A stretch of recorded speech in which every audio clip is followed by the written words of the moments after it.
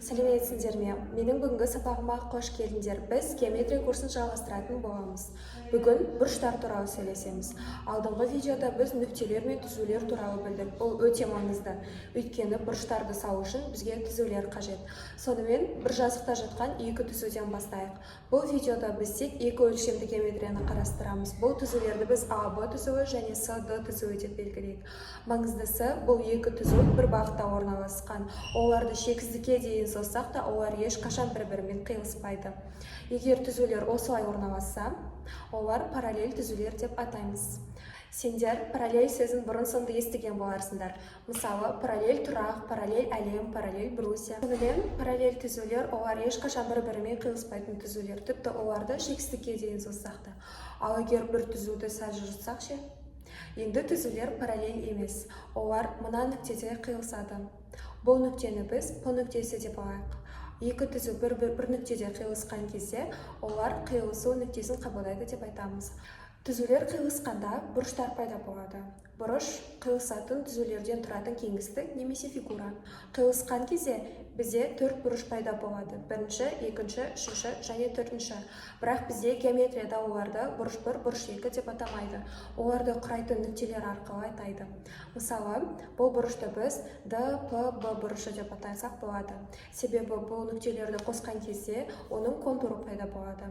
Ал мына бұрышты біз А, Б, Д бұрышы деп атасақ болады. Бұрыштарды белгілеудің өте ыңғайлы тәсілі бар. Әр жолы біз бұрыш деп жазудың орнына арнайы осы символды қолдансақ болады. Бірақ бұрыштарды атаудың одан да қарапайым тәсілі бар. Бұны түсіну үшін барлық нүктелер мен әріптерді өшіріп тастап, тек қиылысу нүктесімен бір нүктені ғана қалдырайық. Енді осы екі нүкте арасындағы кесінді қиылысу нүктесінің айналасында сағат тілінде айналады деп елестетейік. Сонымен қатар, оның ұшы қарандаш сияқты із қалдырады деп ойлайық. Кесінді толық айналса, ол бізде шеңберді құрайды. Ал егер толық айналмаса ше, бұл шеңбердің бір бөлігі, яғни доға пайда болады. Доға бізде бұрышты көрсетеді. Егер осы доғаны кішірейтіп, қиылысу нүктесіне жақын орналастырып, жанына латынның А әрпін қоятын болсақ, біз А бұрышын аламыз. Дәл осылай барлық бұрышты белгілеуге болады. Кішкентай доғаның жанындағы әріп, ол бізде доғаның атауы болып табылады. Енді бізде А және Б бұрыштары бар. Олардың тең емес екенін мына сурет бойынша байқауымызға болады.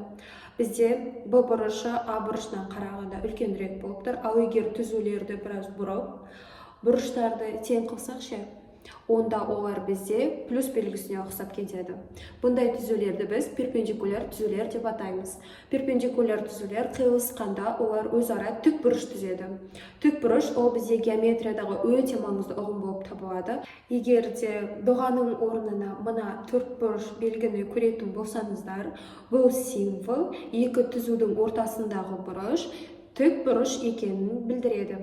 Енді тік бұрыш туралы білетін болғандықтан, екі сәуледен тұратын мынадай мысалды қарастырып көрейік.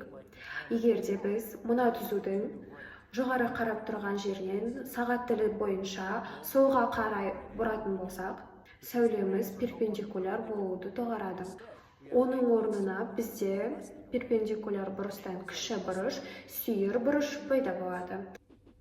Ал егер біз сәулені оңға емес солға жылжытатын болсақ, бізде кіші емес, керісінше үлкен болатын доғал бұрыш аламыз. Перпендикуляр бұрыштан үлкен болатын бұрыш, ол бізде доғал бұрыш деп аталады. Сонымен бізде негізгі геометрияда үш бұрыш бар. Олар бізде тік бұрыш, сүйір бұрыш және доғал бұрыш. Бірақ бізде тағы бір өте маңызды бір бұрыш бар. Геометрияда өте маңызды бұрыш бар. Ол сәулелер қарама-қарсы бағытта жатқан кезде пайда болады. Яғни түзу сызықты құрайды. Нәтижесінде бізде жазыңқы түзу пайда болады.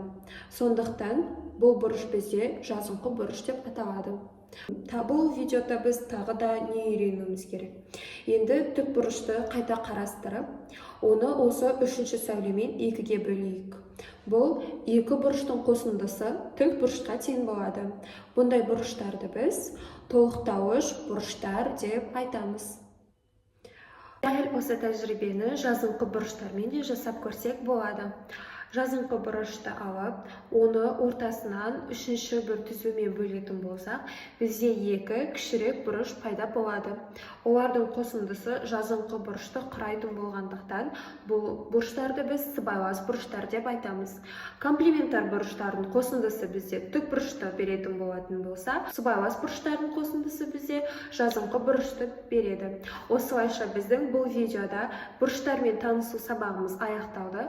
Оқушылар назарларына көп рахмет.